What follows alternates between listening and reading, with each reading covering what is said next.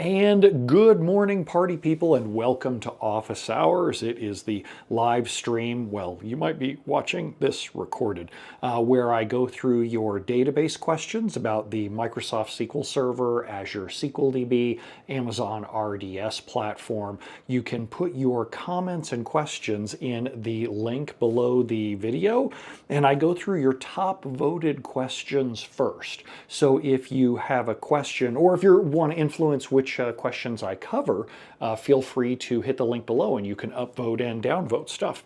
So the top voted question we have right now is from, let's put it up on the, there we go. Let me move it around just a little bit on the screen so I can see it just a little bit better. Hold on a second here, going live with a new monitor today for the first time. Move things around just right over here. So the top voted question is from Charge, who asks, we have a transactional database, about 4 terabytes, and I'm doing a daily deletion job of about 5 million rows out of 6 billion. During this period, do I need to reindex my data in order to make it go faster? Well, so if you have 6 billion rows and you're only deleting 5 million, holy smokes, that's a really small percentage of the database. If it's that tiny of a percentage of the database, it's less than 1%. Who cares about dealing with reindex jobs? Just keep going exactly the way that you're doing it. Now, whenever you're done with pruning out all of that old data, if there's a point where you're trying to nibble off all kinds of data, then by all means, go through and do your reindexing then. But otherwise, why mess around when you're deleting less than 1% each day? Based on your numbers, it's like 1/10 of 1% each day. It's just not that high of a number. Next up, let's see here, Sassy DBA asks, we're using SQL Server analysis services for a multi-dimensional cube. Our data warehouse is about 10 terabytes and our SAS cube is about 900 gigs. He says, it looks like this SQL Server analysis services technology is being phased out by Microsoft. What would you consider as a good replacement? I don't know if it's being phased out by Microsoft. I actually have not seen anything like that. I don't know that they're doing a lot of future development in it. Microsoft is really pushing everybody with data warehouses to do the cloud. And I just not just pushing. Every client that I have that's building a new data warehouse is doing it more towards serverless technologies. Sometimes, if it's Azure, they're looking at Microsoft Fabric or Azure Synapse Analytics, but often they're looking at totally other kinds of technologies like Redshift, things where you dump a bunch of files in a file system, and then you can spin up as many compute nodes as you want independently to reason over those files. When you talk about pre-crunching data like SQL Server analysis services, the first place that I would honestly start is column store indexes. As crazy as that sounds, just column store indexes over your old school relational tables makes a bigger bang for the buck impact for most people with data warehouses. Because honestly, a 10 terabyte data warehouse is big, but it's not like staggeringly big. There are servers these days with more RAM than that. I'm not saying it's cost effective, but I would leave, if you're going to leave off of SQL Server analysis services, you really want to put everything on the table, reinvent what is it that we're doing with data warehouses, what's our goal here, and then what are the most typical queries, how fast do they need to go, and that'll help you drive the decision better. Next up, RollbackIsSingleThreaded asks, hi Brent, what's your opinion about Google delisting content due to AI generated content? I am a huge fan. There's a term for AI generated content. It's called slop. You know, spam is the term that we use for garbage email. Slop is the term that we use for AI generated content that like adds no value whatsoever. And usually I'm pretty good at spotting AI generated content when I just read through it. It's a lot of vague, hand wavy stuff with no real world advice, no specific T-SQL scripts to reproduce something, no demos in order to prove a point. So if I can recognize it that easily, I'm sure that Google can recognize that kind of slop content really easily. And I think that if you're just putting slop out there, Google should absolutely delist your page. I have a competitor in the SQL Server space who actually just does slop blog posts now, who just continuously, clearly dumps out content via just asking ChatGPT to write articles for them. And you can tell, and I'm sure their readers can tell, I don't know what the point of that is.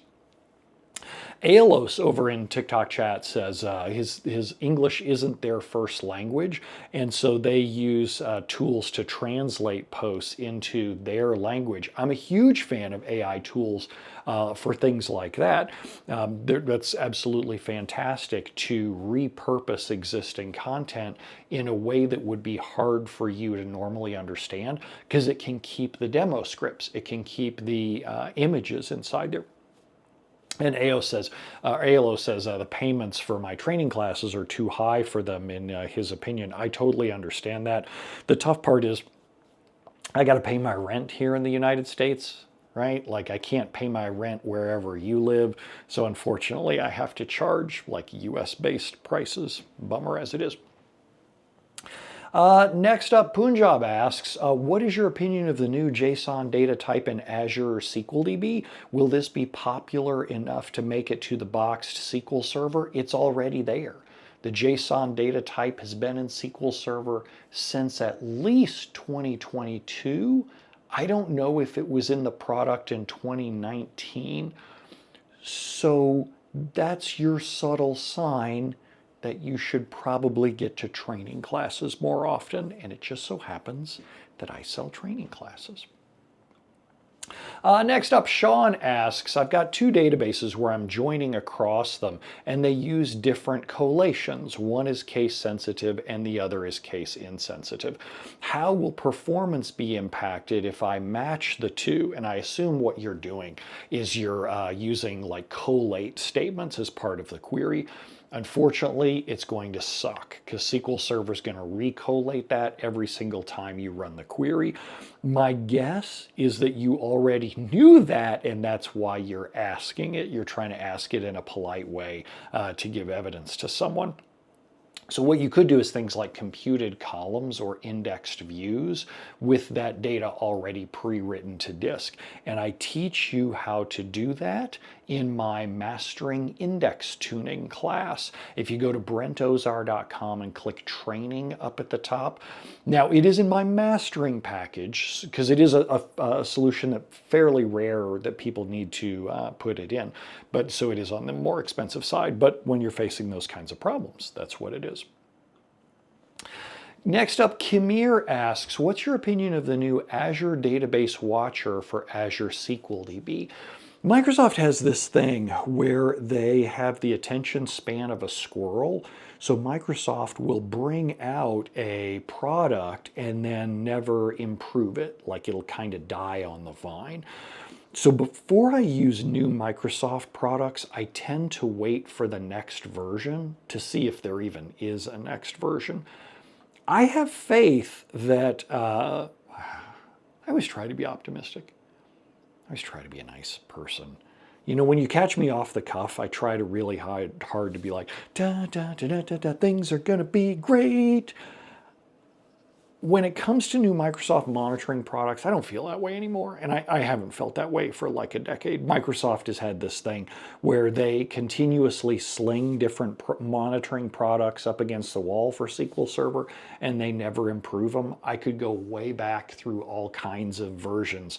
Performance data warehouse, management data warehouse, SQL Server reporting services reports inside Management Studio, SCOM, what was it before SCOM? It was MOM, Microsoft Operations Manager, just so many things. So I don't really hold out a whole lot of hope for that. Next up, over in TikTok, Lucky asks, I'm trying to connect to a Postgres RDS to a monitoring service, and I'm getting a fatal error. What should I do? The first thing that I would go and check with is the monitoring service. Make sure that they're actually compatible with RDS. They may have specific extensions that they need you to install in Postgres, And not all extensions are, most are, but not all extensions are available in Amazon RDS. So I would start there, especially since it's talking about a fatal error in a configuration file. That monitoring app may be trying to do something to Postgres that Amazon RDS does not allow it to do. That's the place where I would start.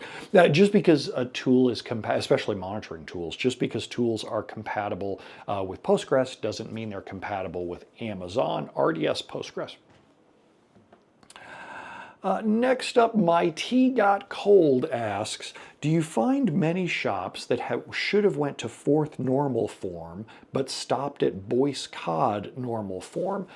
No, I don't tend to do database design reviews because when someone brings me in, they want a performance improvement really, really quickly.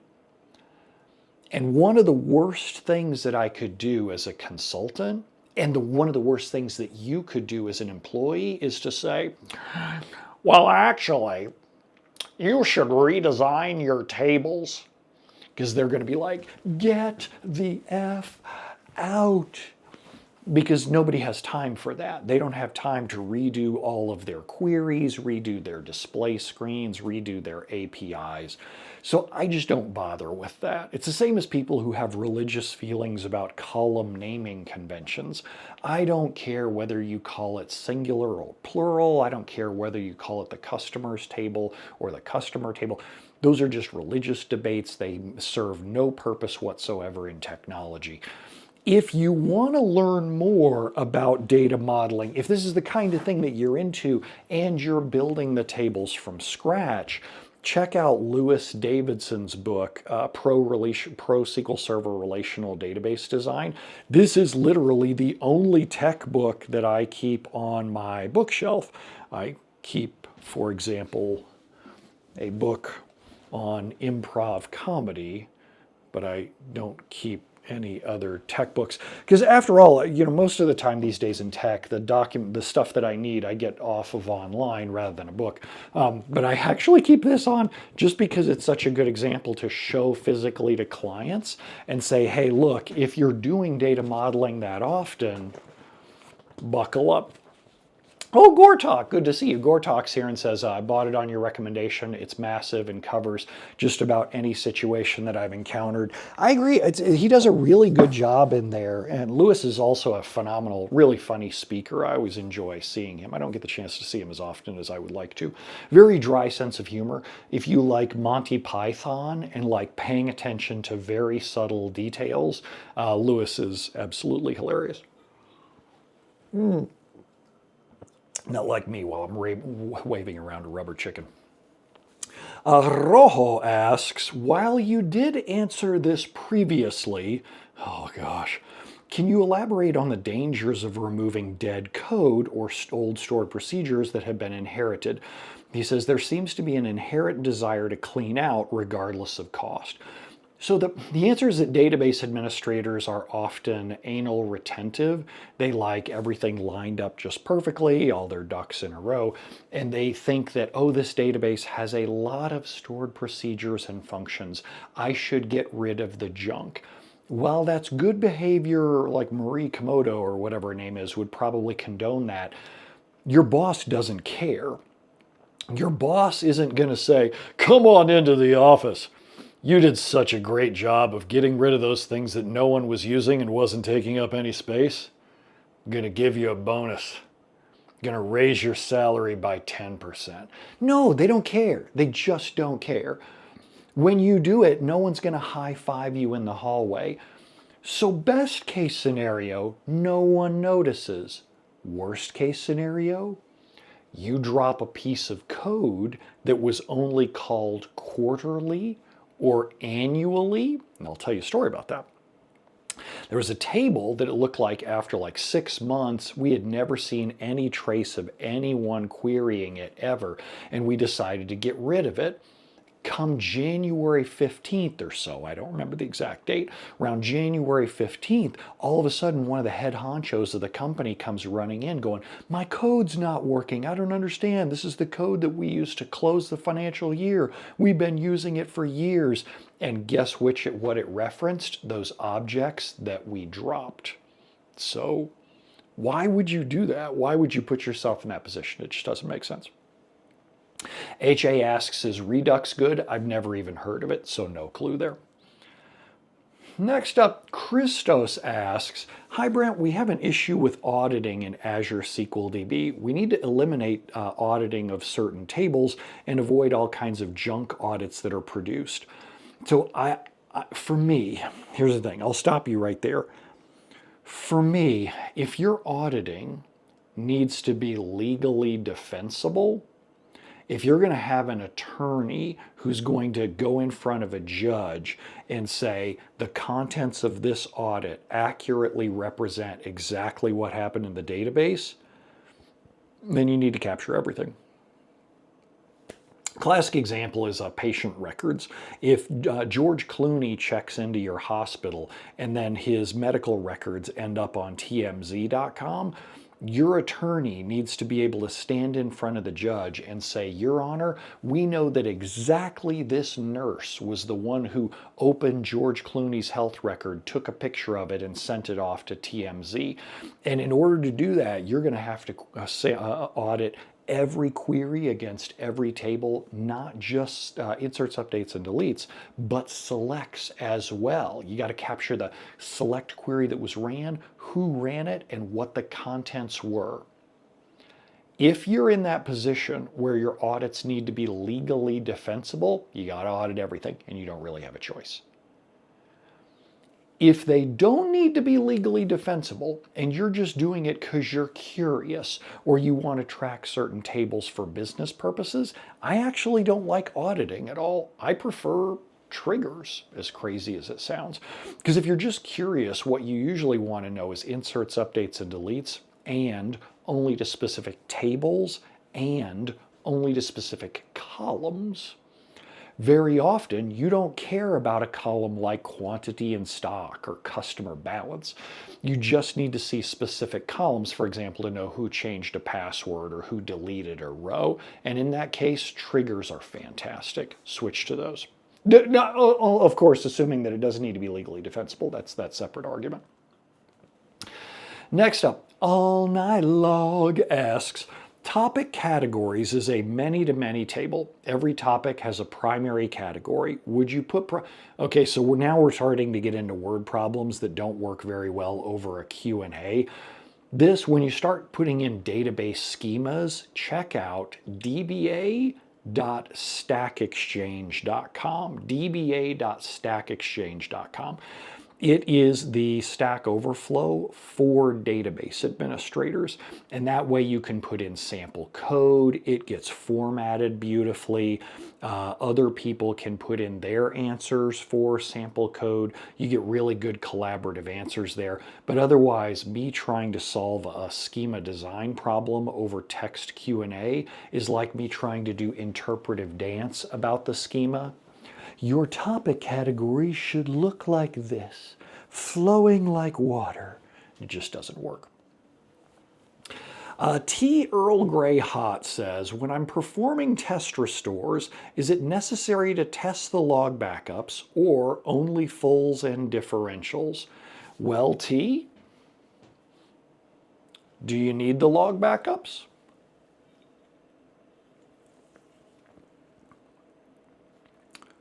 What are you taking them for?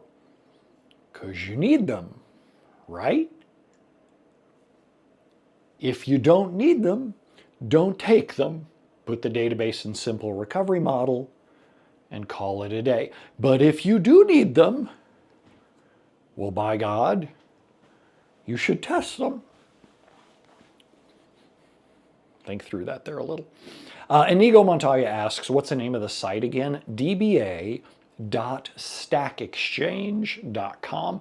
And if you just search for DBA Stack Overflow, you'll find it out on your good friend there, Google. Next up, YouTube Freeloader asks, I love it. YouTube Freeloader asks, I occasionally see some statistics for a primary key column that have an equal value of over 800, but all of the rest of them are 1 like I'd expect.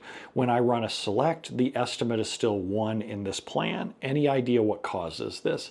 Your best bet is to really post what you're looking at dba.stackexchange.com and include a picture. That's one of the nice things also about dba.stackexchange.com is you can put pictures in with your question.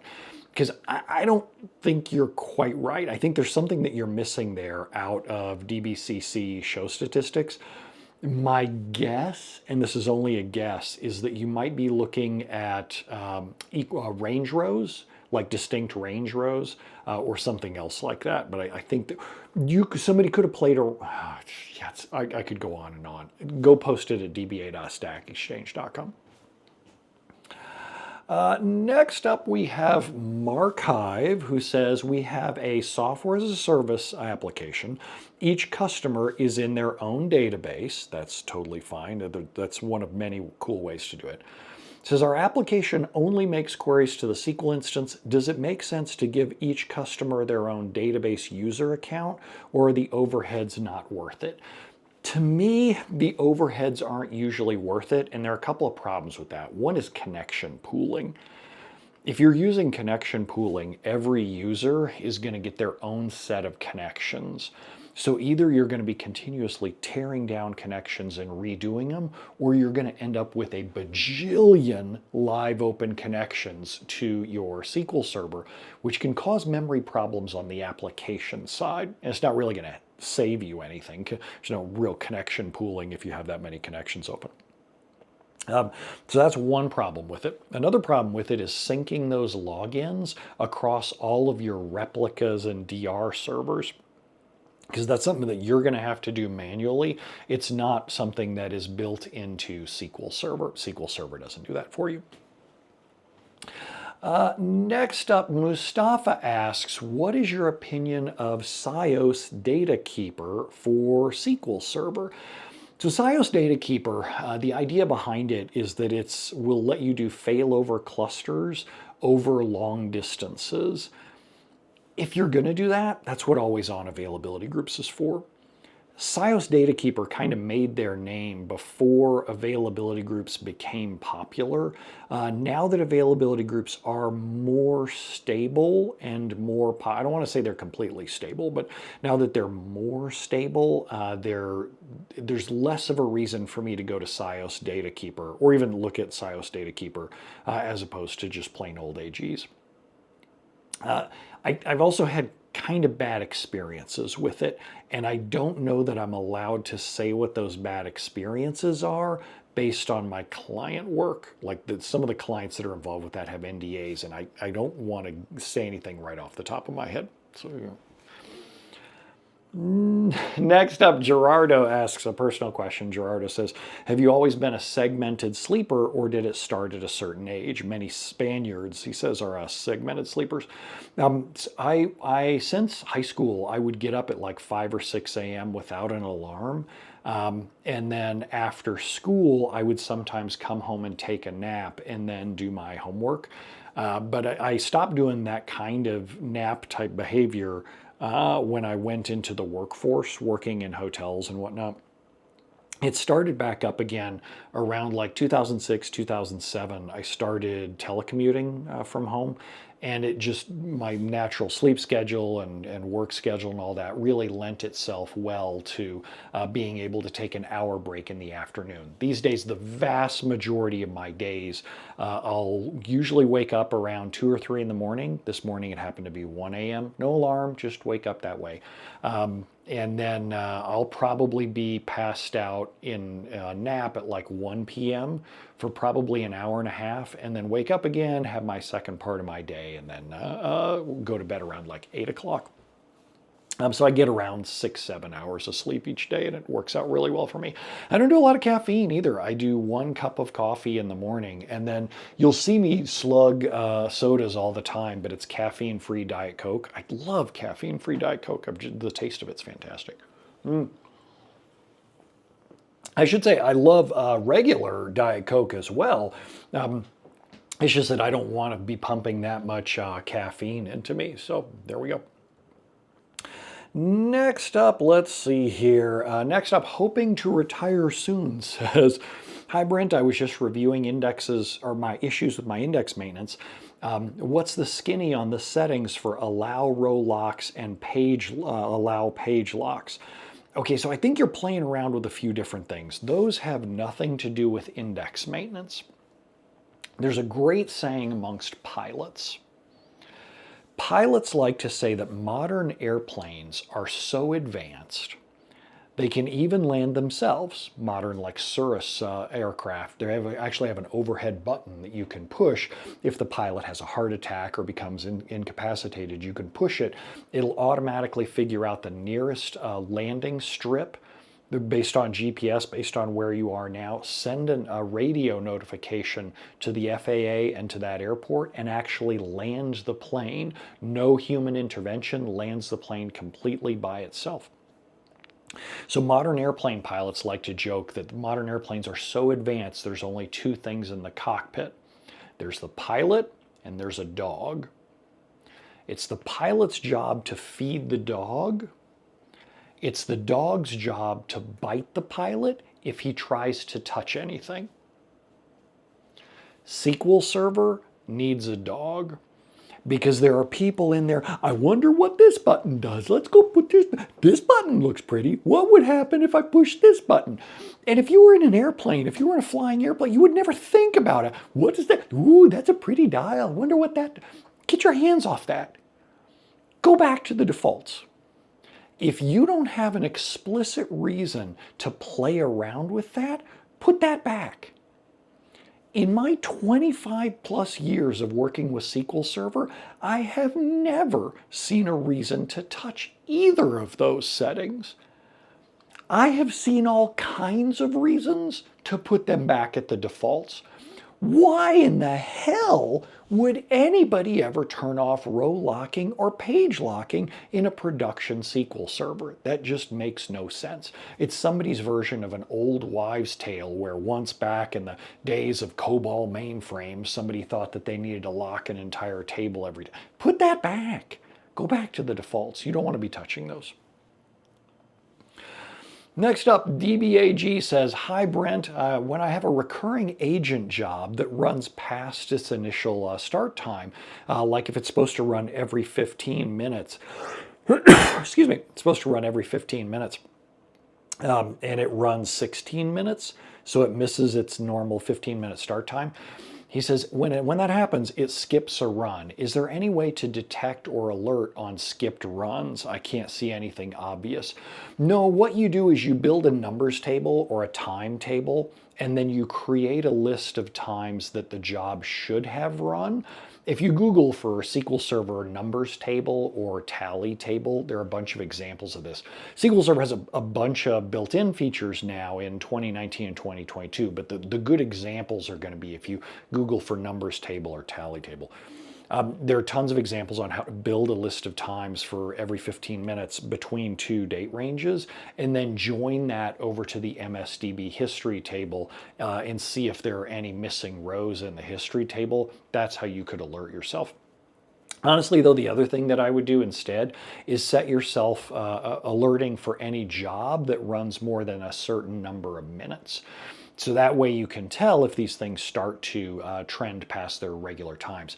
SQL Sentry used to have a really cool product. I don't know if they still do. SQL Sentry used to have a product that would give you your agent jobs overlaid on an Outlook calendar so you could see how long they ran and which jobs were overlapping each other. I think that one also had a monitoring setup for if jobs were running longer than they historically did, like if one suddenly started a much longer runtime. So that would be the next place I'd check out. Next up, I Loathe says, have you ever worked with ESRI Geodatabases? I have not. I haven't done any latitude and longitude work at all. I understand that it's popular in certain industries, and I worked at a company once that did it. I just wasn't involved with the product at all, so no advice there. Next up, I use uppercase for select says, is there a situation where you've ever suggested taking logic out of T-SQL and putting it in the application for performance reasons? Many, many, many times. SQL Server Standard Edition is $2,000 per CPU core. Enterprise is $7,000 per CPU core. Your application server is, carry the zero, $0 per CPU core. All the time when people are doing CPU intensive work, I'm like, just pull that out and do it in the application. I'm going to brain dump just a whole bunch of things like that that have happened recently. People formatting JSON and XML inside the SQL Server.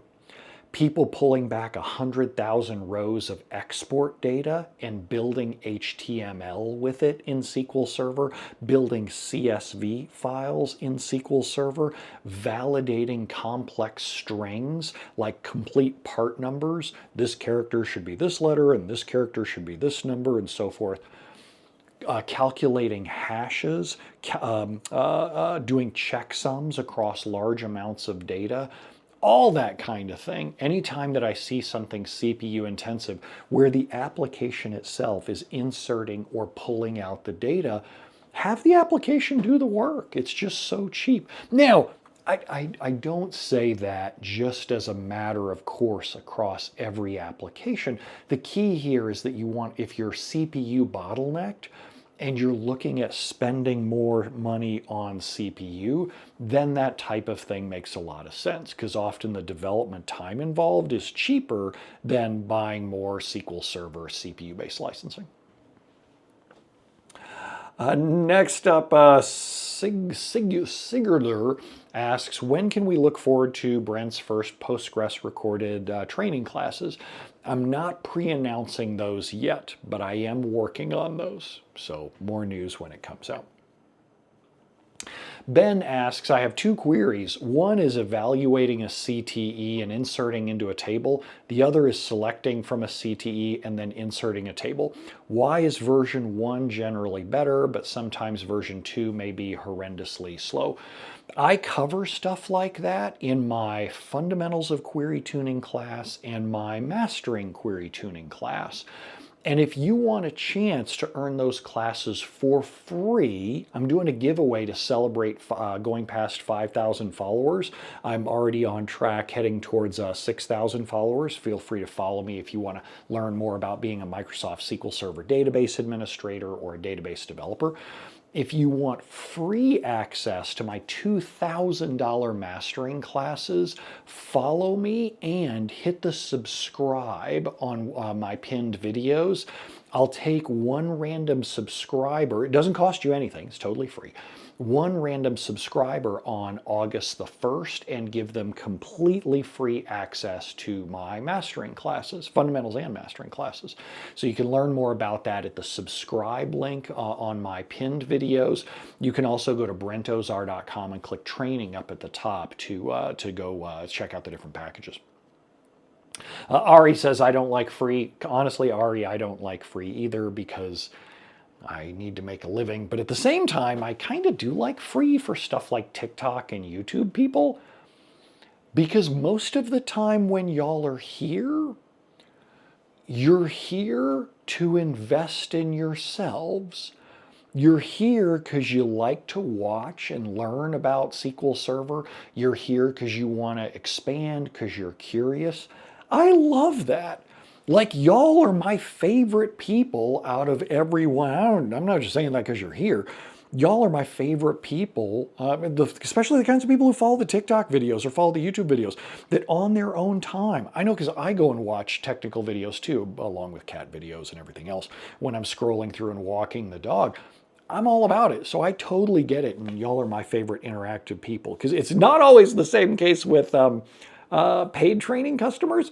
Sometimes paid training customers just buy the classes and then they don't actually watch them at all. I call them my collectors, people who collect my training classes, and they think that just like sleeping next to them at night is going to make them smarter. But of course, that does not work. Next up, Would Like to Know asks, I have custom code, hi Bimmer5, I have custom code in a stored procedure that I would like to protect from being viewed by people. Bad news, I'm going to stop you right there. It doesn't work. He says, creating a stored procedure with encryption offers some protection, but there are still ways to view it. Should I create the custom stored procedure code in a file? Nope, build an app. Build an app. This is something that developers have struggled with since time eternal. There are obfuscator code or obfuscator tools that you can use. We use Redgates, if I remember right, obfuscator tool. So then that way you can distribute an application, people run the app, and it runs queries directly against the server. If someone wants to trace what your application is doing and read the queries, then they can do that. But of course, it's much harder work, and especially on a lively production SQL Server. RollbackIsSingleThreaded says, we use your scripts at work, works like a charm. Woohoo, that's great to hear. I always enjoy that. I like build a lot of stuff to help people's lives suck less than mine did when I was coming up through SQL Server. I had a really terrible time for quite a while.